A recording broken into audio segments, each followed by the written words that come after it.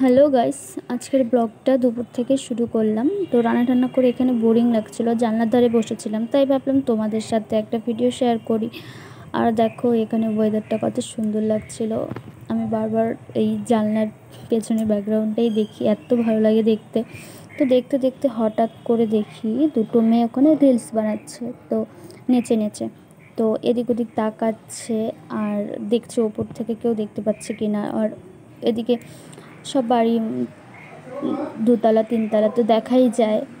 তো ওরা ভয় পাচ্ছিল। ফার্স্টে এইদিকে ছিলাম, তখন ভিডিও করিনি, পরে ভাবলাম যে ছোট্ট একটা ক্লিপ নিয়ে নিই ওরা কী করে।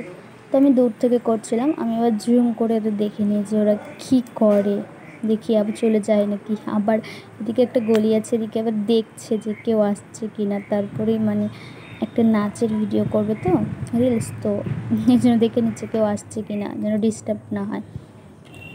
তো একজন করে দিচ্ছে, একজন নাচ করছে, আর আমি ওপর থেকে মজা নিচ্ছি, ভালোই লাগছিলো। যাই হোক, তো আমার মনে ছিল কি ওরা আমাকে দেখছে। তো পরে বললাম না, হয়তো না, কী করবো, ওইভাবেই দেখছিলাম। পরে আর ভিডিওটা করিনি। তারপরে এখানে আমি আমাদের নিচে কাজ চলছে এখনও, তো তাদের জন্য আমি এখন চা বানাবো। দুজন মিস্ত্রি আছে, একজন মাসি, একজন আঙ্কেল আছে। তো মা বললো চা বানিয়ে দাও, তো ওদের জন্য চা বানিয়ে দিচ্ছিলাম। আর এটা মাসি দেয় চাটা বানিয়ে। তো মাসি আজকে আমাদের তো নতুন বাড়িতে ঢোকা হয়েছে, তো আমরা যে পাশের বাড়িতে ভাড়া ছিলাম সেখান থেকে অনেক কিছু এখন আনা হয়নি। তো মাসিকে বলেছিলাম যে টাইম করে তুমি এই বাড়ির কাজটা বাদ দিয়ে আজকে ওই বাড়িতে যা যা দরকার, মানে আগে পুরনো ফ্রিজটা সেটা একটু পরিষ্কার করা, ওখানে ধোয়া কাচা এইসব করছিল। তো আমি চাটা বানিয়ে দিচ্ছিলাম যার জন্য মিস্ত্রিদের। তো মিস্ত্রিদের আমি চাটা বানিয়ে দিচ্ছিলাম। তো আমি ওদের যে চাটা নিয়ে ওদের দিয়েছি সেটারও ক্লিক না করতে চেয়েছিলাম। তো আমি নিয়েও গেছি, ভিডিওটাও করেছি। করে যখন ঘরে এসেছি তখন দেখি আমি ভিডিওটা স্টার্টই করিনি।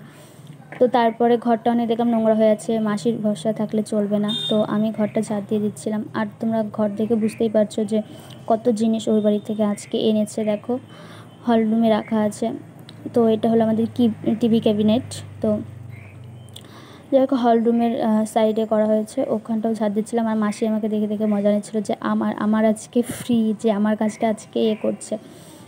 তো মাসি এবার মাসিকে বলছিলাম মাসি ভিডিও করছি, এদিকে তাকাও। তো মাসি বলছে যে ওরা বিহারি, তো বলছিল আবার গানা গাও। ওইটা দিয়ে হাসছিলাম আমি। যাই হোক, এখানে স্পিড করে দিয়েছি। যাই হোক, অনেক বড় হয়েছিল, ঝাড় দিচ্ছি। আর আমাদের ঘর না প্রচণ্ড বেশি নোংরা হয়, কারণ নিচটা একদম কালোর মধ্যে একদম নোংরা হয়। আর এই যে দেখতে পাচ্ছ না ধুলাটা, এটা আমাদের পায়ে থেকে নিশ্চয়ই আসবে না। আমাদের এতে মানে জানোই তো তোমরা, কুকুর আছে কালু। তো ও বাইরে একটু ঘোরাঘুরি করার পর যখন আসে না, গায়ে অনেক নোংরা নিয়ে আসে। তো ওর থেকেই এইসব নোংরাগুলো আসে, তাছাড়া একদম পরিষ্কারই থাকবে। আর রান্নাঘরটা দেখো কত বাসনপত্রে ভর্তি। যাই হোক, মাসি শুধু বাসনগুলো একটু ধুয়ে দিয়েছে, তাও নিচেরগুলো ধয়নি, দেখতেই পাচ্ছ। যাই হোক, আমি পরে এগুলো মেজে নিয়েছিলাম। দেখো কত জিনিস ঘরের মধ্যে, সব রাতে গুছিয়ে নিয়েছিলাম। তারপর একটু ঘরটা ঝেড়ে টেড়ে একটু ফ্রেশ হলাম। ফ্রেশ হয়ে মুখ টুক ধুয়ে মুখটা মুছে একটু ক্রিমও মেখে নেবো এখন। আর ওদিকে আমার একটা বোনও আছে, আমাদের বাড়িতে থাকে। তো ওই বোনটা রিলস বানাচ্ছিলো, আর আমার দিকে তাকাচ্ছিল যে আমি তাকাচ্ছি কি না। তাই আমি তো ওর দিকে তাকাচ্ছিলাম না। যাই হোক, আমি আমার মতো ক্রিম দিয়ে যাচ্ছি, মুখ মুছে যাচ্ছি।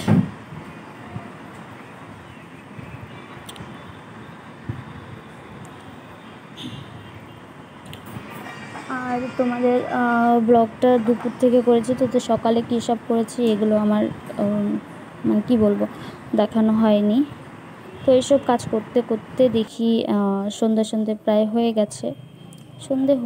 প্রায় বলতে সন্ধ্যে দেওয়ার মতো অবস্থা হয়ে গেছে। মানে সন্ধ্যে দেওয়ার টাইম হয়ে গেছে।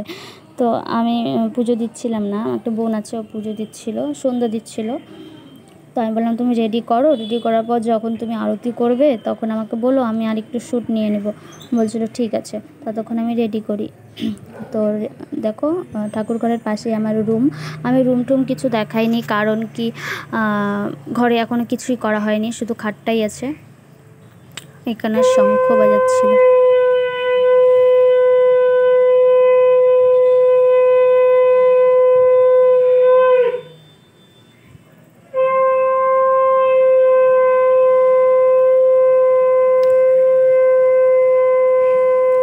আর আমাদের ঠাকুর ঘরে এখনও আসন আনা হয়নি, পুরোনোটাই আনা হয়েছে, সব আস্তে আস্তে হবে। ঘরের কিচ্ছু কাজ করা হয়নি, কিচ্ছু না, শুধু খাট করা হয়েছে। আর জামা কাপড়গুলো ব্যাগে ব্যাগে যেগুলো এঁটেছে ব্যাগে ব্যাগে করেছি। আর পুরোনো জিনিস একটাও আনিনি, শুধু খাটটাই এনেছি আর আমার ড্রেসিং টেবিলটা এনেছি, আর কিচ্ছু আনা হয়নি। আর আমার দেওয়ারের ঘরের খাটটা এনেছি, আর যাবতীয় যা আছে সবাইকে দিয়ে দিয়েছি।